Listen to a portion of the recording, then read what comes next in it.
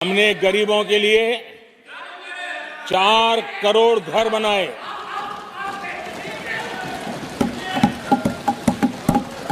और शहरी गरीबों के लिए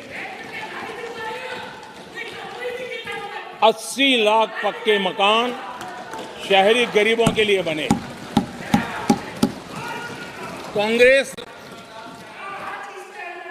अगर कांग्रेस की रफ्तार से घर बने होते तो क्या हुआ होता, मैं इसका हिसाब लगाता हूं।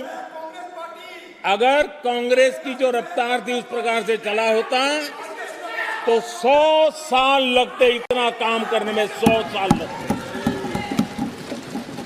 5 पीढ़ियां गुजर जाती। कहावत है हमारे उत्तर प्रदेश में, खास ये कहावत कही जाती है, 9 दिन चले 2.5 कोस। और मुझे लगता है कि ये कहावत पूरी तरह कांग्रेस को परिभाषित कर देती है। ये कांग्रेस की सुस्त रफ्तार, कांग्रेस की सुस्त रफ्तार का कोई मुकाबला नहीं। अच्छा होता, हो सकता है आपके यहां फिशरमैन माइनॉरिटी के ना हो सकता है आपके यहां पशुपालक माइनॉरिटी के ना हो सकता है किसान आपके यहाँ माइनॉरिटी के ना हो सकता है महिलाएं आपके यहाँ माइनॉरिटी में ना हो सकता है कि आपके यहाँ युवा में माइनॉरिटी। क्या हो गया है दादा? क्या देश के युवा जी की बात होती है? समाज के सब वर्ग नहीं होते हैं? क्या देश की नारी की बात होती है? देश की सभी नारी नहीं होती है? कब तक टुकड़ों में छोड़ते रहोगे? कब तक समाज को बांटते रहोगे? सब सीमा करो, सीमा करो। बहुत तोड़ा देश को, अंतरिक्ष से लेकर के ओलंपिक तक, सशस्त्र बलों से संसद तक नारी शक्ति के सामर्थ्य की गूंज है।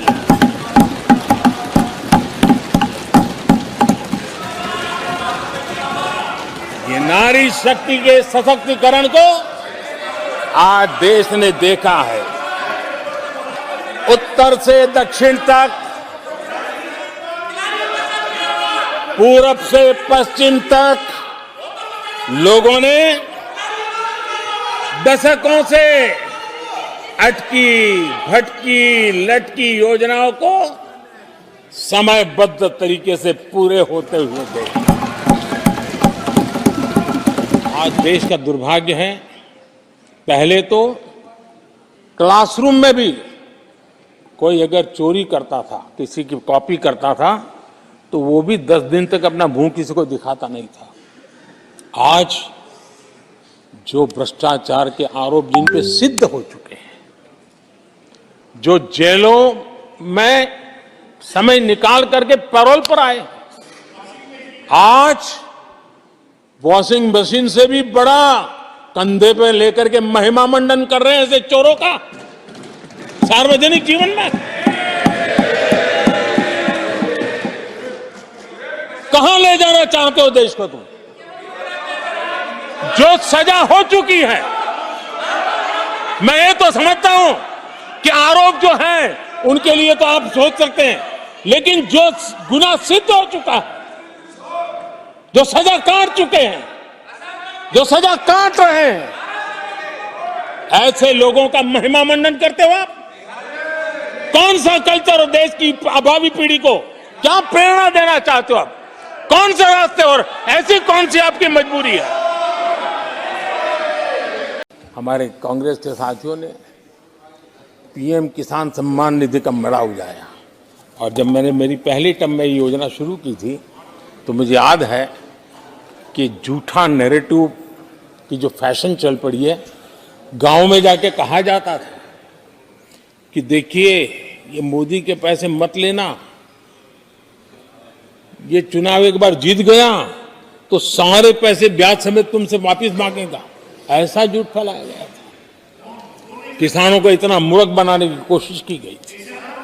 आदरणीय अध्यक्ष जी, पीएम किसान सम्मान निधि 2,80,000 करोड़ रुपए हमने भेजे।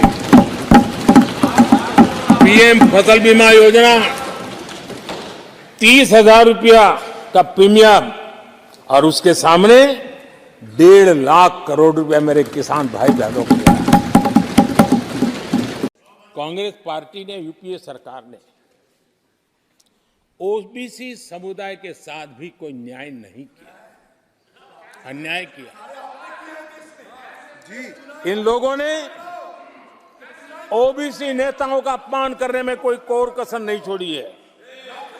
कुछ दिन पहले जब कर्पूरी ठाकुर जी को भारत रत्न दिया, हमने वो सम्मान किया। लेकिन याद करिए, उस कर्पूरी ठाकुर अति पिछड़े समाज से ओबीसी समाज के उस महापुरुष के साथ क्या व्यवहार हुआ था,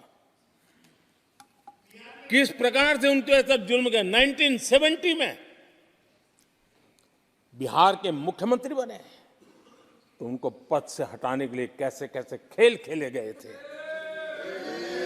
उनकी सरकार अस्थिर करने के लिए क्या कुछ नहीं किया गया था। आदरणीय अध्यक्ष जी, कांग्रेस को अति पिछड़ा व्यक्ति बर्दाश्त नहीं हुआ था।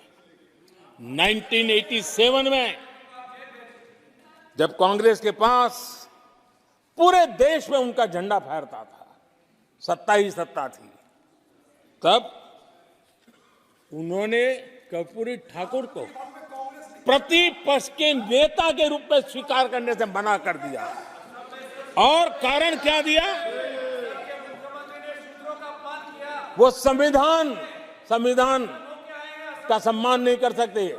जिस कर्पूरी ठाकुर ने पूरा जीवन लोकतंत्र के सिद्धांतों के लिए, संविधान की मर्यादाओं के लिए खपा दिया, उनका अपमान करने का काम। और इन सारे 10 साल के कार्यकाल के अनुभव के आधार पर आज की मजबूत अर्थव्यवस्था को देखते हुए, जिस तेज गति से भारत विकास कर रहा है, उसकी बारीकियों को जानते हुए मैं विश्वास से कहता हूं, और इसीलिए मैंने कहा है कि हमारे तीसरे टर्म में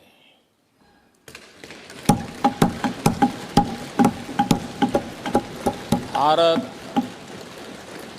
दुनिया की तीसरी बड़ी आर्थिक ताकत बनेगा।